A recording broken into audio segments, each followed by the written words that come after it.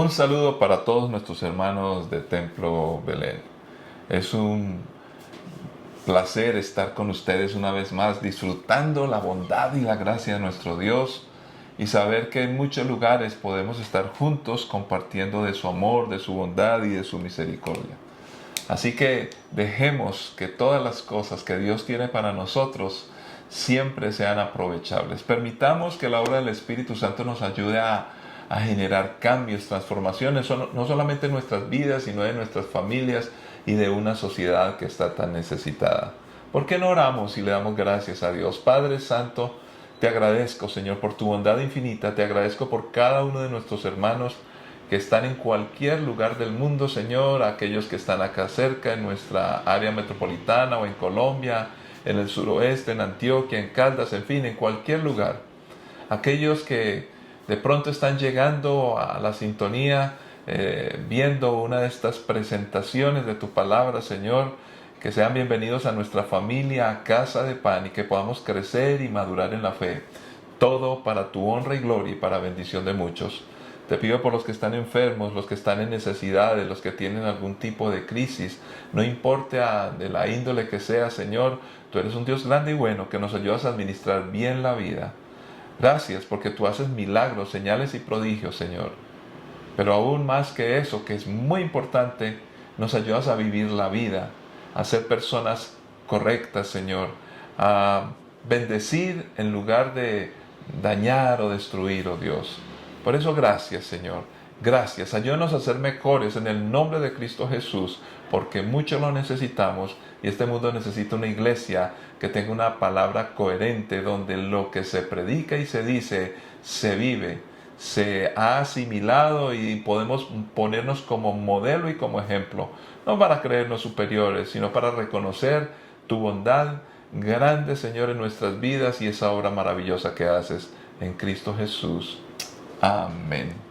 Muy bien, yo pienso que es importante identificarnos con las circunstancias que de una u otra manera están lesionando, dañando personas, familias, países completos. En estos días ha habido bastantes desastres. Algunos tienen que ver con el comportamiento humano, como lo que pasa en Haití. Muchas circunstancias se han dado a través de la historia que no vamos a explicar ahora, pero Haití está en condiciones difíciles. Ahora Marruecos con este terremoto donde ya es un asunto de la naturaleza. Lo mismo sucede con Libia, aunque también dicen, bueno, las construcciones muy antiguas, cómo es posible que no hubiera un sistema de prevención de alerta. Bueno, en fin, tantas cosas que se dicen. No nos corresponde a nosotros exactamente, estando tan lejanos, de juzgar exactamente dónde hay más responsabilidades o menos. Yo creo que siempre los seres humanos algo de responsabilidad tenemos, pero como hijos de Dios debemos interceder y clamar. Así que seguimos orando por estos países, por lugares donde todavía hay guerra, como Ucrania, Rusia, en fin. Pero en este momento nos impacta poderosamente lo que sucede aquí en nuestra frontera. Durante los 8 meses transcurridos de este 2023, más de 330,000 personas han cruzado el tapón del Darién. No sé si esta cifra refleja solo los que cruzaron o también los que se quedaron, porque hemos sabido que muchas personas, ante las dificultades y los tropiezos que hay en un ejercicio como este, y conociendo la bella zona de Urabá en Antioquia, en nuestro país Colombia, muchos han decidido quedarse. Esto genera algunas dificultades, pero ahí el paisa siempre ha sido muy hospitalario y de alguna otra manera, pues todavía, gracias a Dios, se pueden generar recursos y productividad para mucha gente, y en medio de las necesidades y alguna pobreza que la hay, no la podemos obviar y hay que hacer algo para que haya más productividad, para que las personas puedan tener acceso a todas las cosas de acuerdo y proporcionalmente a lo que pueden y saben hacer. Personas capaces, inteligentes, que Dios ha dotado con capacidad.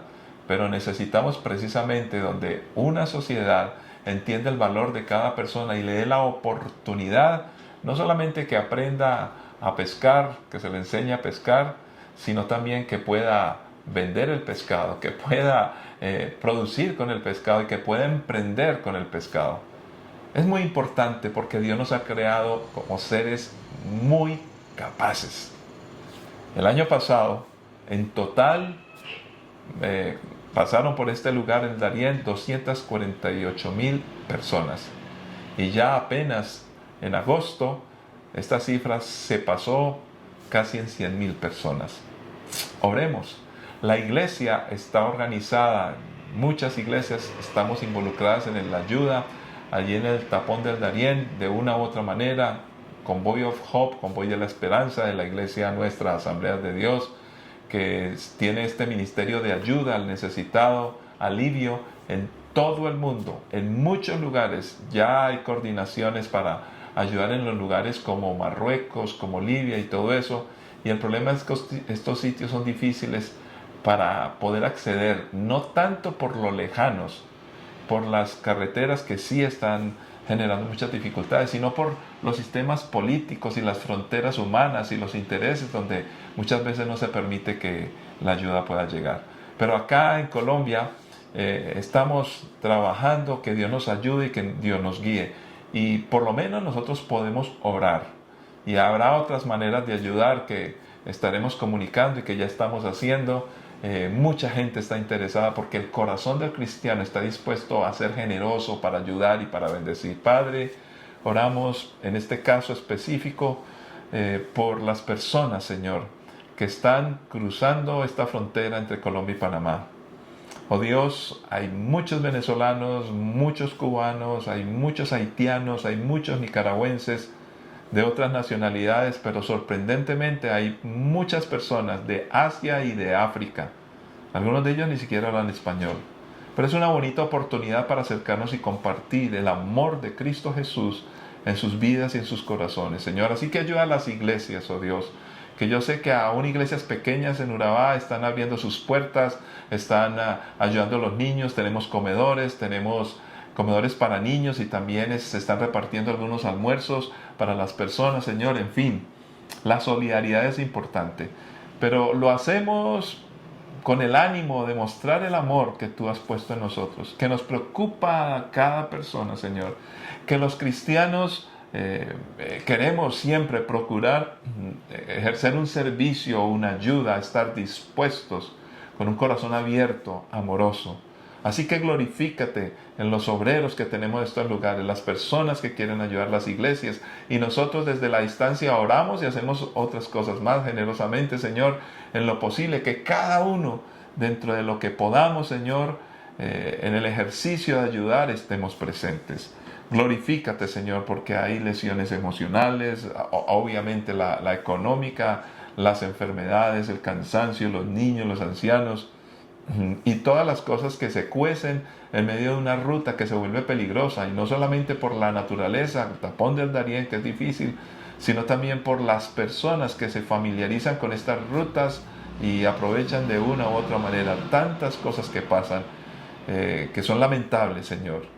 Glorifícate, oh Dios, y que algo pueda suceder en el nombre de Cristo Jesús. Amén. Amén.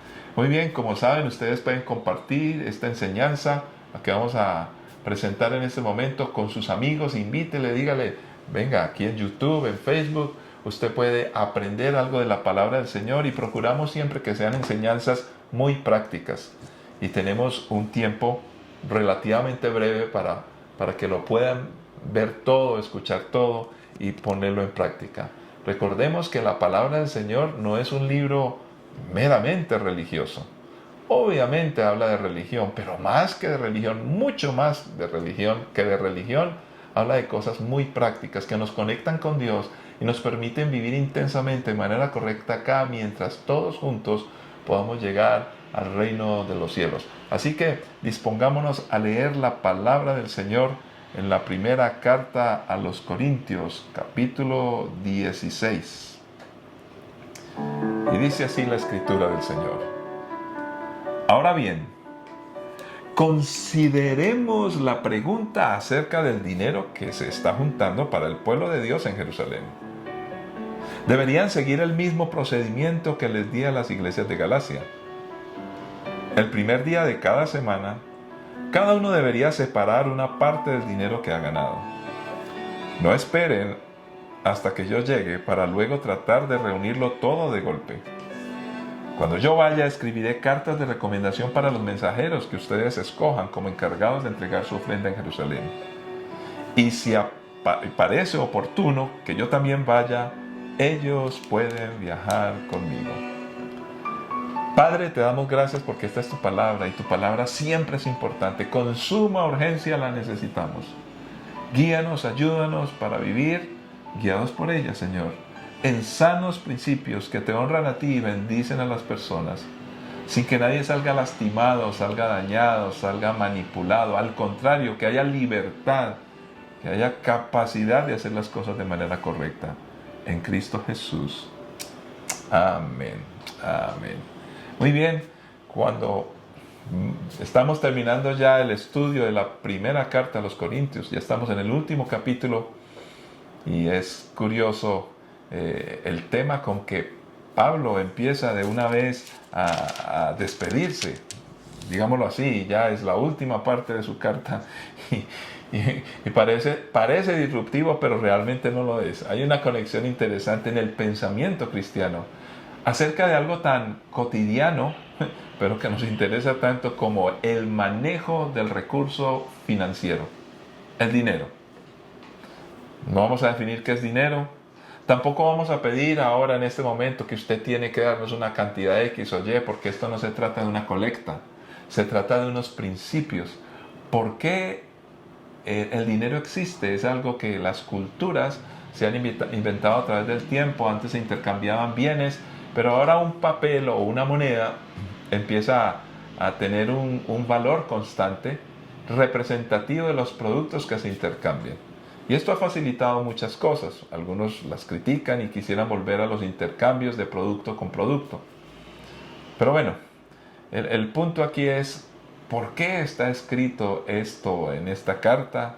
¿Y cuál es el interés de Pablo? Y nos damos cuenta que aunque esto fue escrito hace 2000 años, más o menos, estamos hablando que el dinero y su uso ya era una tarea importante para la vida de las personas, la vida cotidiana de las personas. Así que tratemos de sacar provecho a lo que la palabra de Dios nos dice. El tema común es un asunto que tiene que ver con el bolsillo. A todos los seres humanos a través de todos los tiempos les ha interesado, nos ha interesado cómo administramos los recursos, si es que los administramos. Hoy preocupan muchas cosas de las cuales nos quejamos, por ejemplo, y leía un poquitico autores o personas que comentan acerca de este asunto del dinero. Y fíjese que esta es una comparación interesante. Por ejemplo, hoy nos quejamos de la violencia y solo decimos, ¡ah, qué violencia! Pero con el tiempo nos acostumbramos y muchas veces no hacemos nada. O decimos, ¡ay, mire, las familias, ya no importa la familia, los hijos son groseros, los padres se divorcian, los cristianos, y nos quejamos, ¡ah, qué terrible! Pero con el tiempo como que nos acostumbramos a que eso es así y ¿qué le vamos a hacer? Este mundo está muy mal. O por ejemplo, ¡ay, la educación! ¡Qué barbaridad cómo estamos mal en educación! Y pasa el tiempo y como que deje así, se nos olvida. ¡Ay, legalizar! Van a legalizar la droga en el mundo, en Colombia, en todas partes. No, definitivamente estamos perdidos. Pero pasa el tiempo y deje así. ¡Ah! Mire la inmoralidad que hay ahora. Estamos en Sodoma y Gomorra. Y nos molestamos y yo creo que hasta con justa razón. Pero nos acostumbramos y ya todos estos comportamientos malsanos del hombre, que hay que hacer algo definitivamente y Dios lo exige y lo pide, pero como que nosotros decimos, bueno, este es el mundo que nos tocó vivir, qué tristeza. Pero si nos tocan el bolsillo, ahí sí que, un momentico, eso sí que no lo toleramos. Y por supuesto que no es correcto que alguien nos quiera tocar el bolsillo.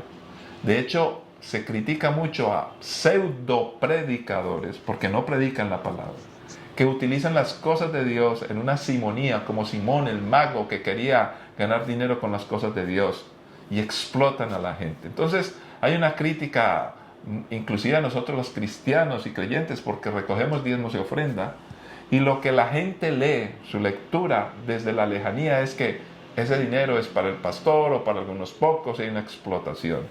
Pues déjeme decirle que eso, si lo hacen algunas personas, son personas que no tienen el temor de Dios y que están malinterpretando la Escritura. Yo creo que ni la conocen. O si la conocen y lo hacen, pues están cayendo bajo el juicio de Dios. El punto realmente no es ese, porque el dinero todos los tenemos que administrar. Todos, no hay una opción. Ahora, ¿qué es lo que nos quiere decir este pasaje? Este es un tema que para muchos puede ser incómodo, pero Pablo, sin embargo, insiste y lo hace con tanta naturalidad. Todos los días que nosotros salimos a la calle, ya con el dinero plástico, la tarjeta de crédito, las transferencias que son muy comunes hoy, o el efectivo, todos los días usamos el recurso económico, el dinero. Poco o mucho. Y si no lo tenemos, nos desesperamos. Entonces, si es algo tan cotidiano, ¿por qué no pensar con lógica que en la Biblia también hay una provisión para aprender a ser buenos administradores del recurso económico? Este pasaje está hablando mucho más que recoger una ofrenda, que dice que inclusive van para los santos en Jerusalén. Recordemos que también los judíos estaban acostumbrados a ir a Jerusalén y llevaban un dinero al templo. ¿Para qué lo hacían? Porque había unas necesidades allí que tenían que ver con las cosas del templo. El obrero, dice la palabra del Señor, es digno de su salario, y los sacerdotes se sostenían con este recurso. Pero habían muchas cosas más. Y ahora, en el principio del Nuevo Testamento, el recurso del dinero no solamente es para sostener las cosas que tenemos en una iglesia, que son muchos trabajadores, muchas personas, servicio de educación, servicio al necesitado, cómo capacitamos las personas, necesitamos, bueno, muchas cosas que son bastante costosas. Entonces, para eso hay una provisión, y es una provisión que nos corresponde a todos, empezando por el pastor, que también debe ser generoso. Pero, más que eso, el uso y la capacidad de manejar el dinero nos hace personas hábiles, no solamente para eso, porque esa habilidad no es exclusiva del recurso económico. Tiene que ver con unos principios, con unas razones poderosas.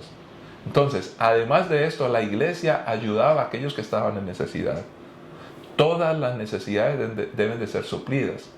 Y se pueden suplir porque hay una productividad, y es la productividad por la gracia de Dios que el Señor le ha permitido a cada individuo, a cada persona y a cada familia ser productivos.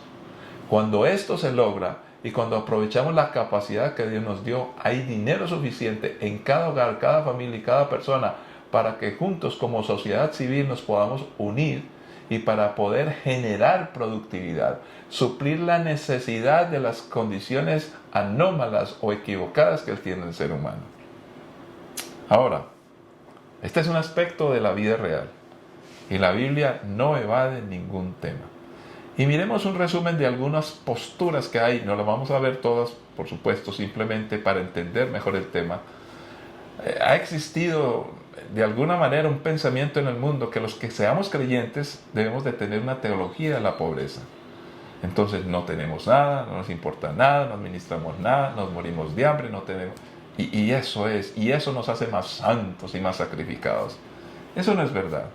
Pero al otro extremo está la famosa teología de la prosperidad, abominable teología de la prosperidad. Porque todos los asuntos espirituales se ven con los ojos de la avaricia y la gana no de tener ni siquiera lo espiritual, sino lo material. Es una teología materialista y no se debería llamar ni siquiera teología, porque teología es el estudio de Dios. Esto sería más bien el Dios Mamón que aparece en la Biblia. Mamonología sería. La mamonología de la prosperidad. Mamonología, Mamón, el Dios de la avaricia. Hay explotadores con las cosas religiosas y con el dinero, aun si no son religiosos. Y hay explotados. Y yo creo que el explotado debe ser lo suficientemente inteligente para administrar lo suyo de tal manera que no necesite de aquel que llega ofreciéndole y apela a la avaricia para que caiga engañado. Y el explotador debe arrepentirse porque lo que está haciendo indica la bajeza y la equivocación terrible que tiene en el manejo de su vida, que no le importa lo trascendental. Entonces, ante estas formas de explotación y teologías extremas, que ni se deberían de llamar así, aparece una que sí tiene que ver con Dios, y es la teología de la mayordomía. Por eso en la palabra de Dios aparece, bueno, en el griego un término que es oikonomos, la economía de la casa. Y la economía de la casa tenía que ver con todas las capacidades y las formas que se tenían para que las familias administraran todos sus recursos. Recordemos que inclusive a las personas se les ha llamado mucho por su oficio. En el inglés es muy común tener apellidos que tienen que ver con el oficio de las personas, panadero, baker, o cosas así. Entonces uno dice, wow, en español no lo hacemos porque es otra cultura.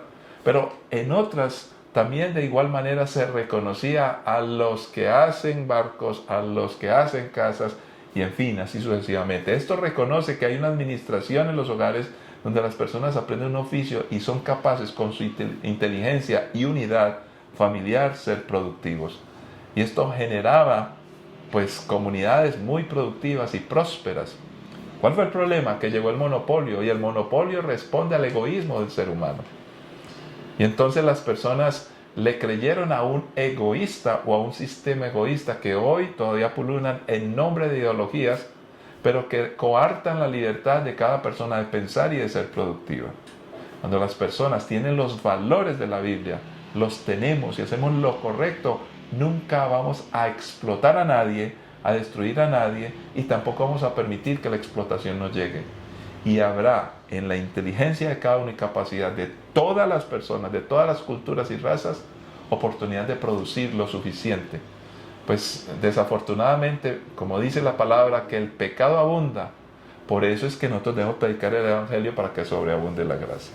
Ahora, hay una frase que encontré por allí. Dice, el avaro, el egoísta, el materialista no es una persona consagrada, es una persona idólatra. Su ídolo se llama Mamón. Mamón, el dios de la avaricia. Personas idólatras. Una persona idólatra que ama el dinero y que explote a otros nunca podrá ser una persona espiritualmente consagrada de manera correcta. Entonces miremos y hagamos unas observaciones sencillas al pasaje. Esta era una ofrenda que se recogía para Jerusalén. También cuando habla de Galacia, o sea, era común recoger ofrendas para el necesitado, para las necesidades que había en el templo, para las urgencias, para personas que estaban en aprietos y todo esto. Era muy común ayudarse unos a otros. Esa era la comunidad cristiana y así debe seguir siendo. Pero en este caso particular, la ofrenda siempre cubría las necesidades. Los obreros eran dignos de su salario, todos los obreros. Las necesidades de aquellos en dificultades eran suplidas y entonces los que daban, Dios les bendecía y tenían más dinero para seguir siendo generosos y poder suplir más necesidades. Y aquí hay un principio muy importante, porque en la medida que Dios bendice hay más productos, más productividad, más abundancia y más facilidad de ayudar a la gente. Pero hemos de garantizar que la bendición de Dios esté sobre nosotros y que nosotros, como la vida, seamos productivos para que nunca haya escasez.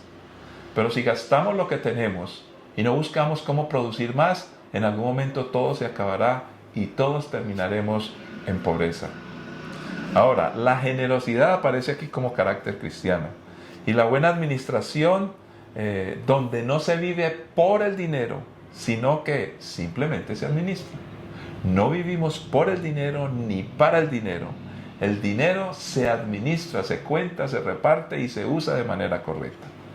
Ahora, en estos pocos versículos que leímos, son muy sencillos, pero hay una profundidad tremenda. Y esto aplica no solamente para los dineros que se recogen en una iglesia o una corporación, en la familia también, en la manera suya en que usted administra el dinero. Estos principios le van a ser muy útiles. Mire los hábitos, dice, cada uno. Tan importante la individualidad. No podemos permitir que la capacidad, la inteligencia asombrosa que tiene cada ser humano, se colectivice toda esa capacidad para que se manejen bajo el criterio de un grupo que muchas veces va a ser manipulado. Al contrario, la capacidad de cada persona debe estar intacta, debe ser productiva y debe permitírsele que que ese cada uno siga manifestándose, la individualidad, distinto al individualismo. Porque entonces habrá muchas ideas, muchas oportunidades, mucha visión, mucha creatividad.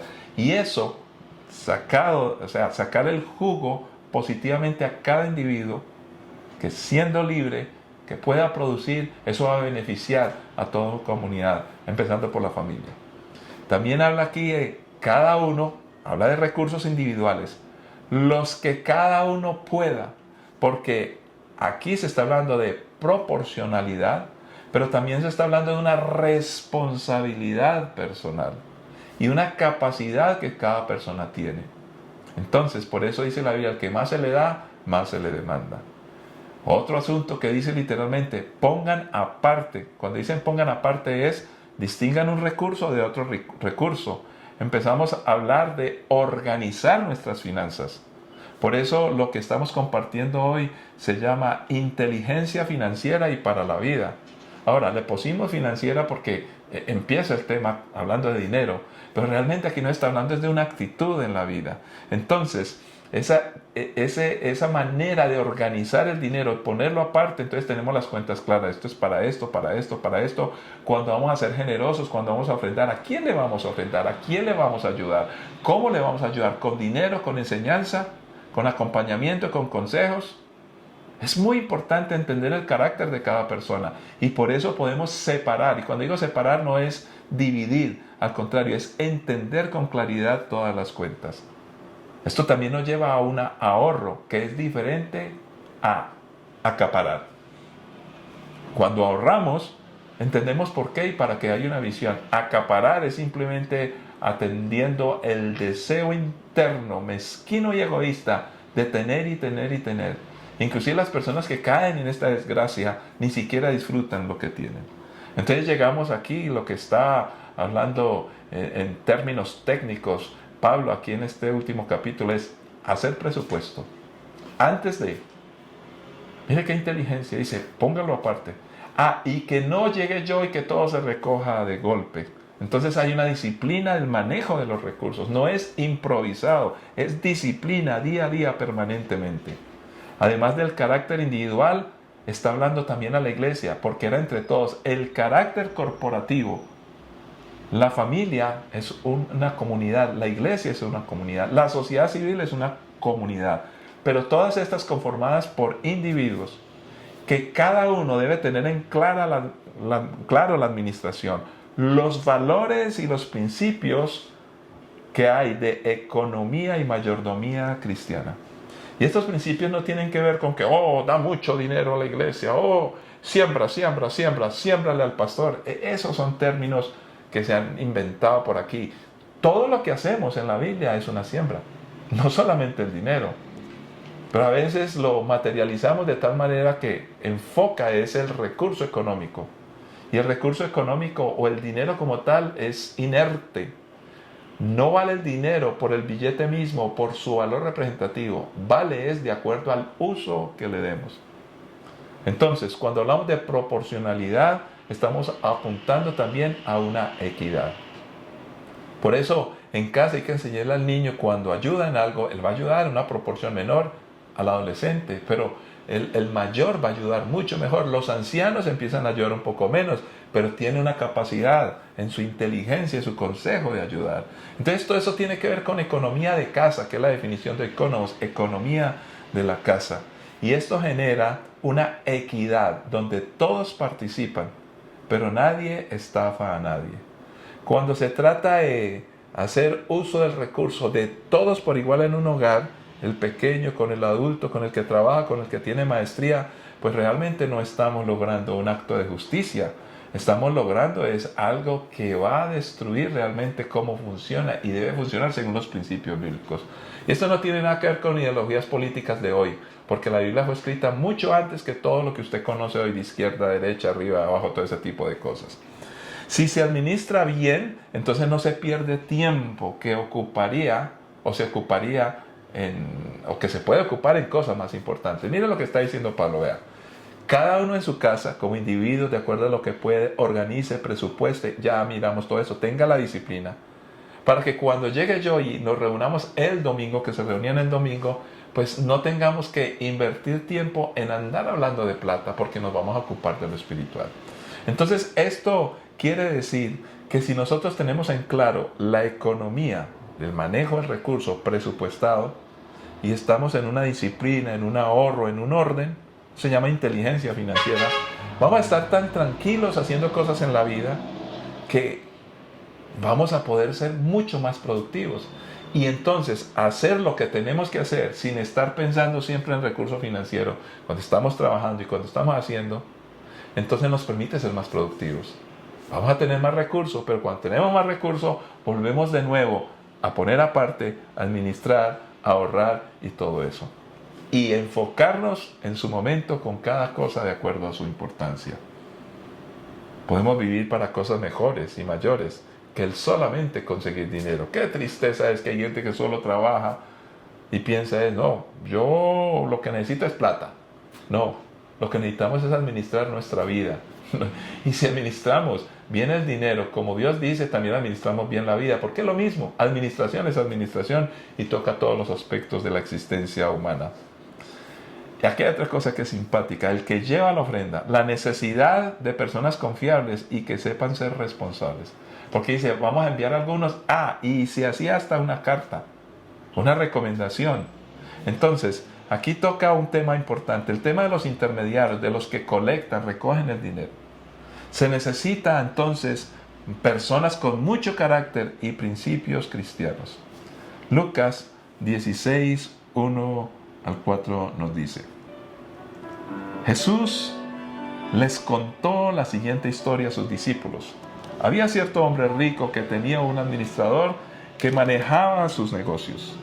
Un día llegó la noticia de que el administrador estaba malgastando el dinero de su patrón. Entonces el patrón lo llamó y le dijo: ¿qué es esto que oigo acerca de ti? Prepara un informe final porque voy a despedirte. El administrador pensó: ¿y ahora qué haré? Mi jefe me ha despedido. No tengo fuerzas para cavar zanjas y soy demasiado orgulloso para mendigar. Ya sé cómo asegurarme que tendré muchos amigos que me recibirán en sus casas cuando mi patrón me despida.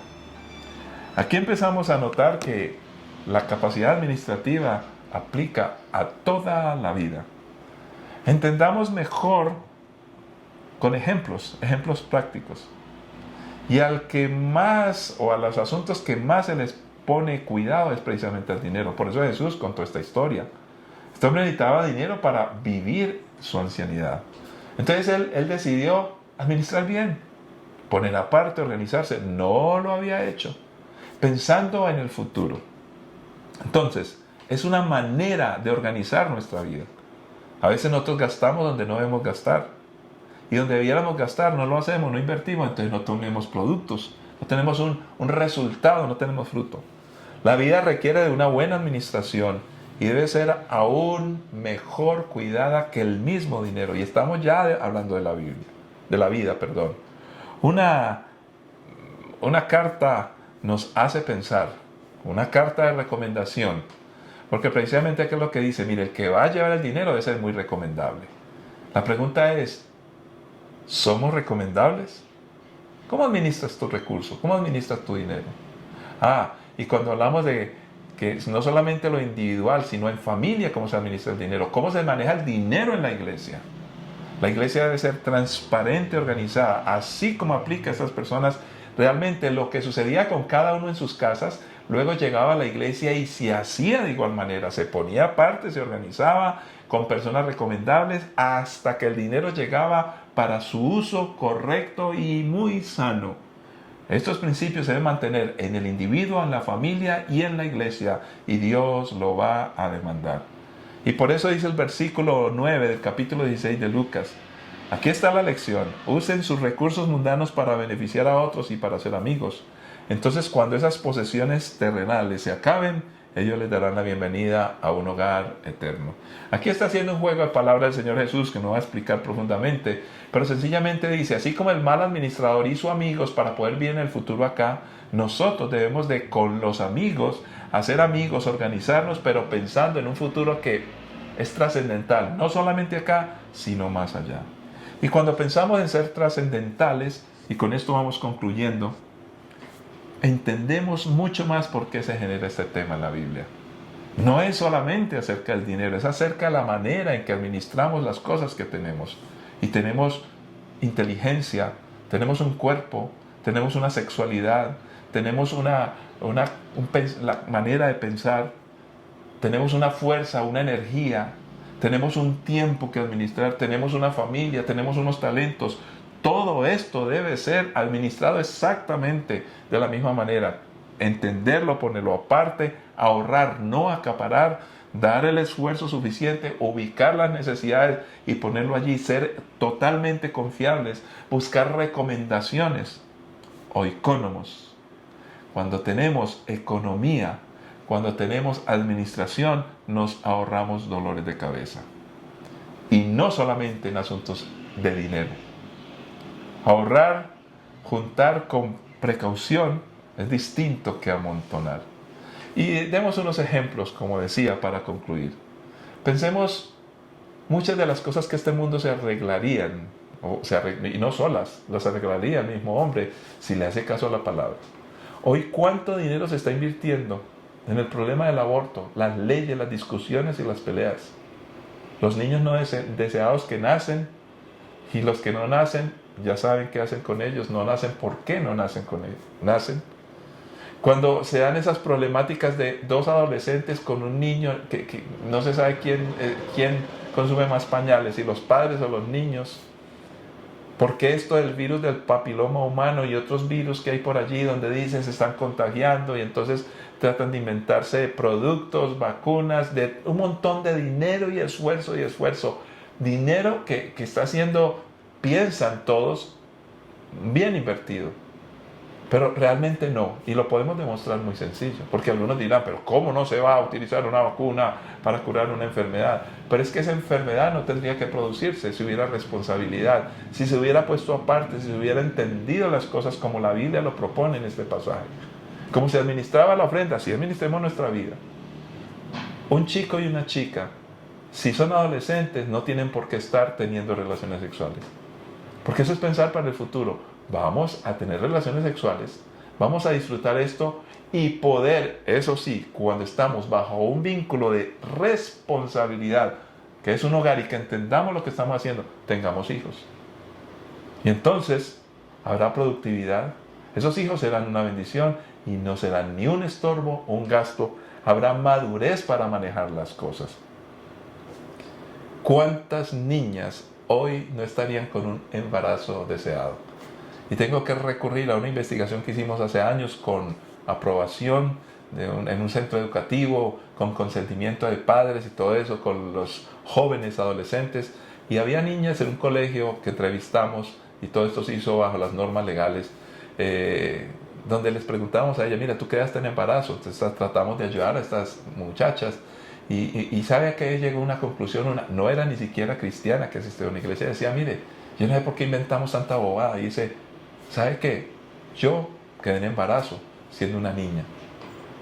Y la solución es muy fácil, dijo ella. Lo dijo ella, y repito, no era una persona de la iglesia, sino que era muy inteligente pensando en la lógica. Dice, es que uno de adolescente no debe ser tan bobo que se pone a acostarse con el zopenco que aparece. Mire, si la gente no tiene relaciones sexuales antes de tener responsabilidad en su cabeza, no va a haber embarazos no deseados. Se van a reducir las enfermedades un montón, simplemente por administrar. Ahora, pasemos de lo sexual. Bueno, podríamos hablar mucho más de esto. ¿Cómo un hombre empieza a ser infiel a su esposa y a su familia? Mal manejo de la sexualidad. El manejo malo de la sexualidad desafortunadamente pulula por todas partes. Y algunos nos acusan a los cristianos de hablar de ciertos pecados sexuales. No, creemos que la administración sexual de todos los seres humanos debe ser muy responsable. Y eso no se está haciendo hoy.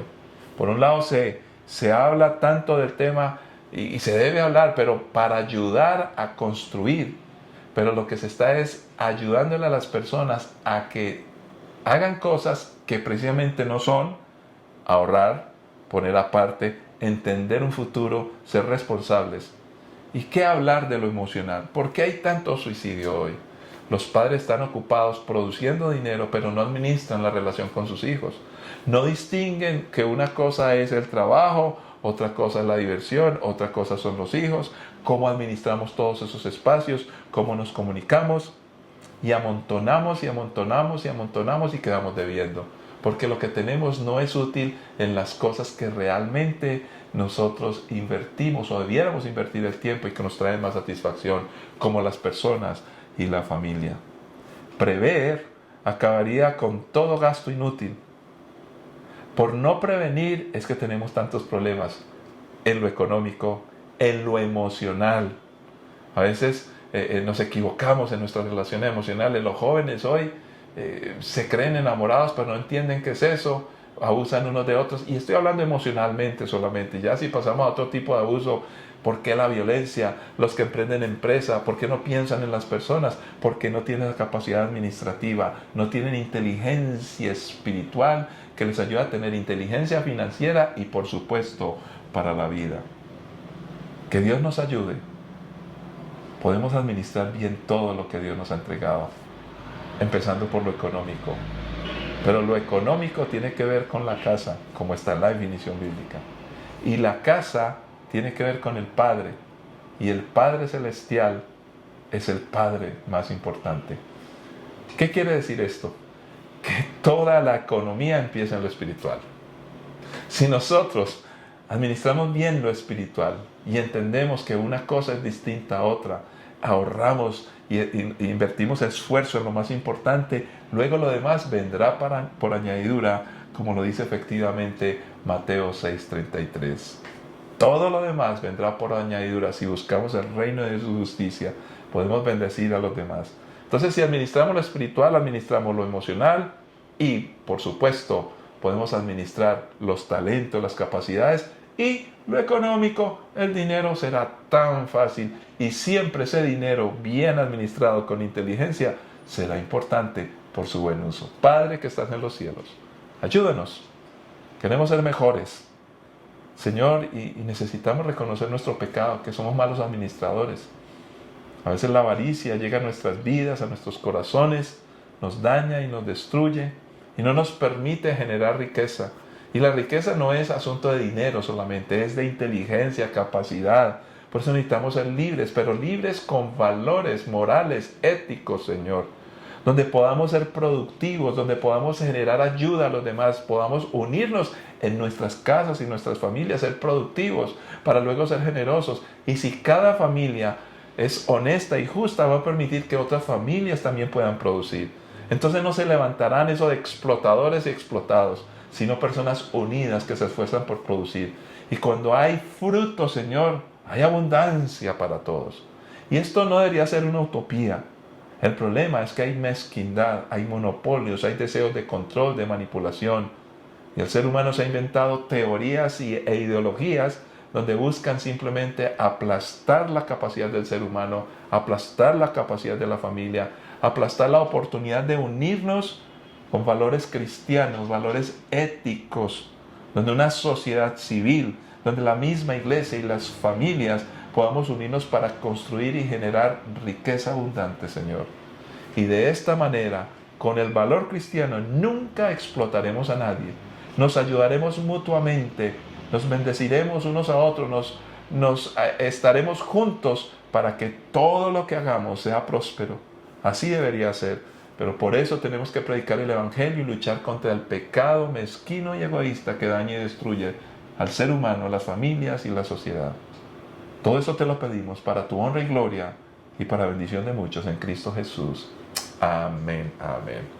Invitamos a todos los hombres que puedan asistir el 21 de este mes, el día precisamente jueves de la próxima semana o de esta semana que ya va a empezar.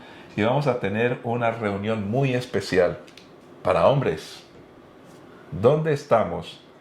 ¿Qué rol estamos asumiendo en este mundo tan necesitado? Luego lo haremos con las mujeres. Pero aquí vamos, para honra y gloria de Dios y bendición de muchos. Que la paz de nuestro Señor Jesucristo les acompañe. Nos veremos en la próxima ocasión.